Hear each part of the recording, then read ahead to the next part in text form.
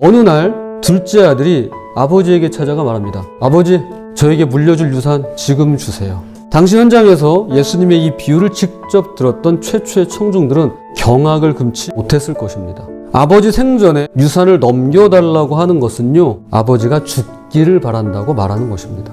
즉 둘째 아들의 마음속에서 이 아버지는 이미 죽어버린 존재였던 것입니다. 예수님의 비유에 등장하는 아버지는 곧 하나님을 가리키는데요, 그러므로 내 인생에서 하나님이 죽었음을 의미합니다. 내 인생의 하나님은 죽어버린 존재입니다. 그는 살아계시지만 나에게는 죽은 존재입니다. 그래서 나는 그와의 관계 따위는 필요 없습니다. 이제 아들은 아버지에게 받은 것을 가지고 아버지를 멀리 떠나 아버지를 마음에서 지운 채 본인이 원하고 바라는 대로 폼나는 삶, 멋들어진 생활, 제멋대로의 인생을 시작합니다.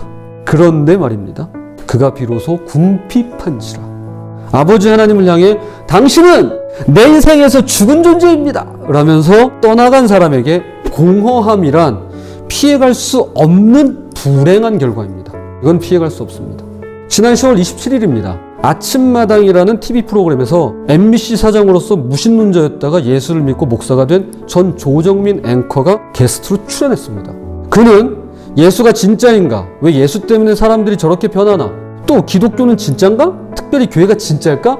그런 생각을 많이 하면서 한번 성경부터 확인해 보자 싶어서 예수님은 진짜 뭐라고 했나? 남에게 전해 듣는 게 아니라, 그러니까 설교만 듣는 게 아니라 내가 직접 한번 만나보고 들어보자는 심정으로 성경을 쭉 읽어보고 결론을 내렸는데 굉장히 큰 충격을 받았다고 합니다. 예수님은 진짜인데 왜 이 땅의 크리스찬들은 그렇게 가짜가 많을까? 예수님은 진짜인데 왜 교회가 이 모양일까? 이런 고민을 하게 되었다는 겁니다. 왜 이 모양일까요? 저는 왜 이 모양일까요? 그래서 한번 신학교에 가서 답을 얻어보고자 미국으로 유학을 가게 됩니다. 그렇게 25년 동안 다니던 번듯한 회사를 그만두고 신학교에 진학하려고 보니까 자신을 전도하고 그렇게 새벽같이 기도하던 아내가 이번엔 가장 심하게 반대를 하더라는 것입니다. 일단 아내 입장에서 자신의 종교 쪽으로 온 건 고마워요. 전도해서 온 거니까.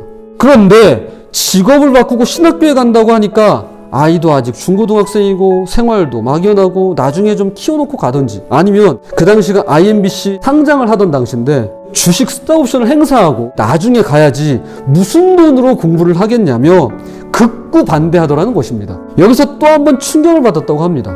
본인이 예수님을 알고 보니까 아내가 평생 교회를 다니면서 모태신앙으로 살았는데 신앙에 문제가 있어 보이더라는 겁니다. 이제 막 신앙생활을 시작한 사람이 보니까 아내한테 문제가 있어 보인다는 거예요. 늘 교회에서 살긴 사는데 예수님은 잘 모르더라는 거죠. 죽어라고 교회를 다니고 섬기는데 정작 기쁨은 없고 행복하지가 않다는 것입니다. 그러면서 이 조정민 목사가 이런 말을 합니다. 모든 어려운 문제는 남편이 해결해주고 아내는 그저 교회에서 취미 생활만 할 뿐이었습니다. 저는 이 말이 가장 충격이었습니다. 사실 그렇습니다.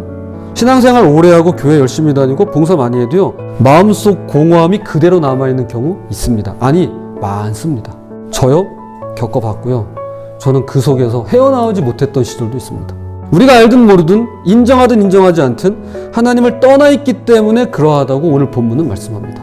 그때그때 모임이나 행사, 나를 필요로 하는 교회 활동을 통해서 내 재능이 인정받고 내 실력이 드러나는 순간순간 내 공허함은 잠깐씩은 채워지고 메꿔질지 몰라도 하나님을 떠나 있으면 결국 교회에 다니는 것이란 그저 취미생활 그 이상도 그 이하도 될 수 없습니다. 교회 안이든 교회 바깥이든 하나님을 떠나 있으면 삶은 공허해질 수밖에 없습니다. 혹시라도 삶이 공허하다고 느껴지는 분이 우리 중에 계신다면 내가 하나님 아버지 곁에 꼭 붙어 있는가 스스로 점검해 보시길 바라겠습니다.